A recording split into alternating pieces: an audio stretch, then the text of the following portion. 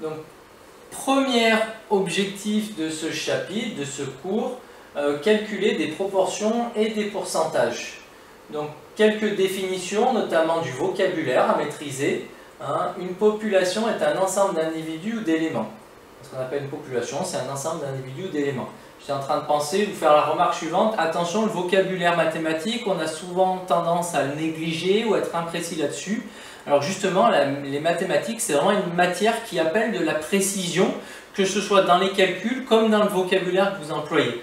Donc essayez d'être vigilant et de bien apprendre ces définitions-là, qui ne vous donnent pas des formules à appliquer, mais qui vous donnent du vocabulaire à maîtriser. Le nombre d'individus ou d'éléments d'une population, c'est ce qu'on appelle son effectif. Donc c'est appelé effectif de la population. Et une sous-population A d'une population E, c'est une partie des individus de E. Donc exemple, je peux considérer la population des élèves en France.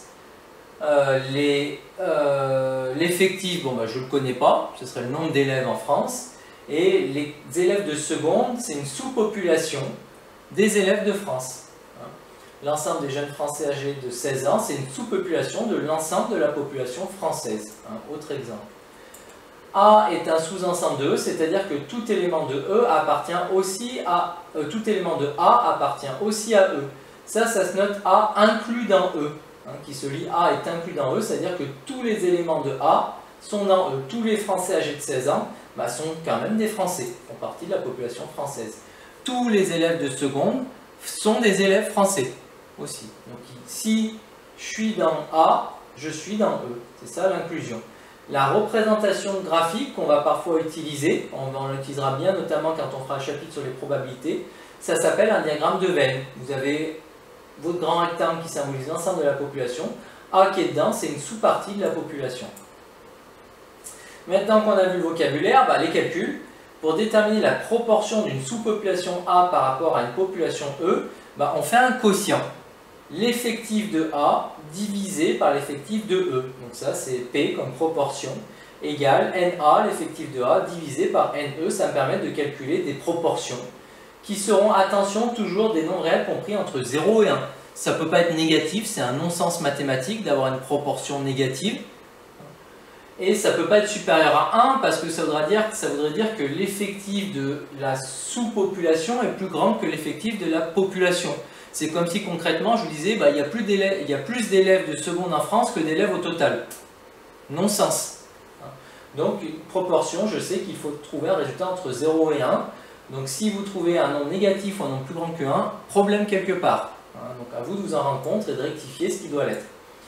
Exemple d'une proportion à calculer, si je sais d'après l'INSEE qu'au 1er janvier 2018, la population française comptait 67 186 638 habitants, si je sais que les jeunes Français étaient 852 710, si je veux la proportion des jeunes Français de 16 ans, je fais nombre de jeunes Français de 16 ans sur population française.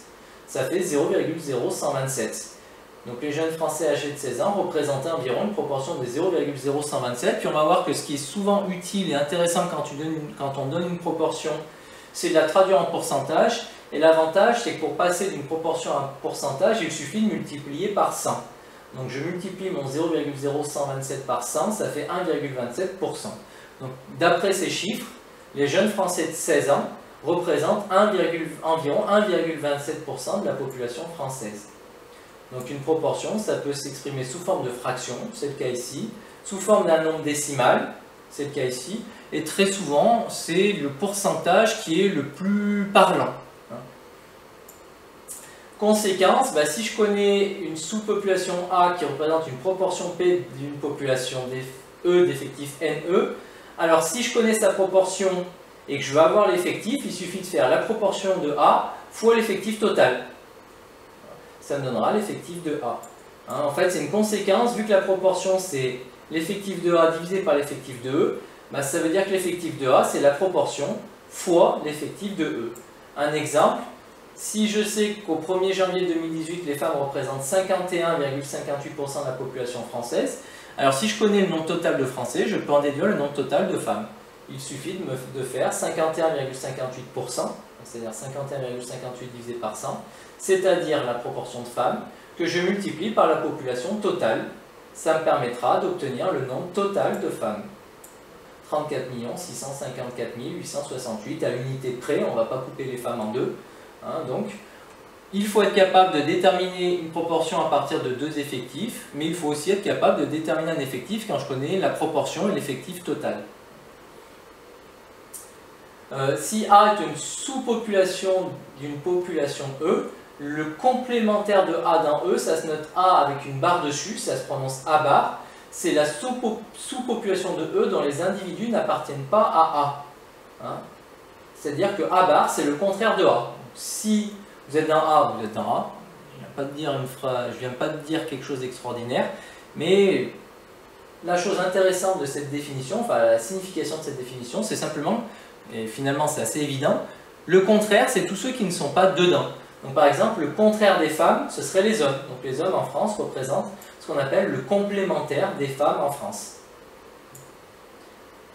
Si à ce moment-là, propriété, maintenant qu'on a défini le complémentaire ou la notion de contraire, hein, si on note P de A et P de A bar, les proportions respectives de A et A bar dans E, alors on a l'égalité P de A bar plus P de A égale 1.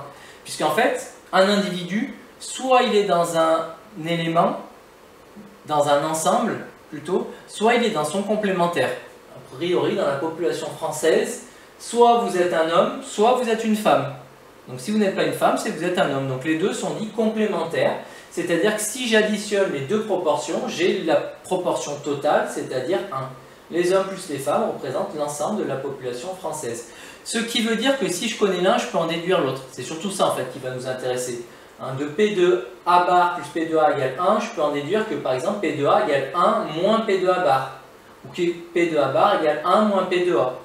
Donc si je note P de F et P de H, les proportions respectives des femmes et des hommes, vu que je viens de calculer que les femmes c'était 51,58% de la population, alors si je fais 1 moins 51,58%, c'est-à-dire 1 moins 0,5158, j'obtiendrai la proportion d'hommes, 0,4842, c'est-à-dire 48,42%.